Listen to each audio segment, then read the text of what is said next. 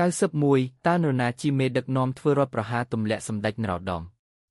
សីហនុមេដឹកនាំធ្វើរដ្ឋប្រហារទម្លាក់សម្ដេចនរោត្តមសីហនុគឺលោកសេនាប្រមុខលន់នល់និងអ្នកអង្គម្ចាស់ស៊ីសវត្តសេរីមតៈ92តើដើមអ្វីដែលយើងដាំដើម្បីការពារខ្យល់ដើមដែលយើងដាំដើម្បីការពារខ្យល់គឺដើមឫស្សី93តើនៅក្នុងសម័យសង្គមរាស្ត្រនិយមប្រកាន់យករបបនយោបាយអ្វីនៅក្នុងសម័យសង្គមរាស្ត្រនិយមប្រកាន់យករបបនយោបាយអព្យាក្រឹត94តើអាស៊ានបង្កើតនៅថ្ងៃខែឆ្នាំណាអាស៊ានបង្កើតនៅថ្ងៃ08ខែសីហាឆ្នាំ1967 95តើសម័យកម្ពុជាទី2ត្រូវបានចាប់ផ្ដើមនៅឆ្នាំណាសម័យកម្ពុជាទី2ត្រូវបានចាប់ផ្ដើមនៅឆ្នាំ1993 96មានជនល្មើសបុកជនរងគ្រោះបណ្ដាលឲ្យស្លាប់បាត់បង់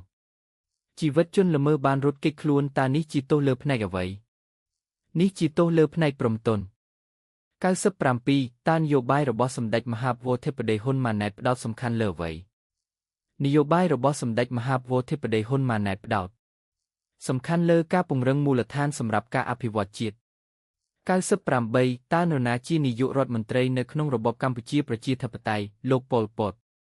99តើនរណាជាអ្នកបង្កើតព្រះពុទ្ធសាសនាអ្នកបង្កើតព្រះពុទ្ធសាសនាគឺព្រះពុទ្ធសាមណគោតម100តើវិមានឈ្នះឈ្នះសាងសង់នៅណាវិមានឈ្នះឈ្នះសាងសង់នៅសង្កាត់ព្រែកតាសេកខណ្ឌជ្រោយចង្វារឈានីភ្នំពេញ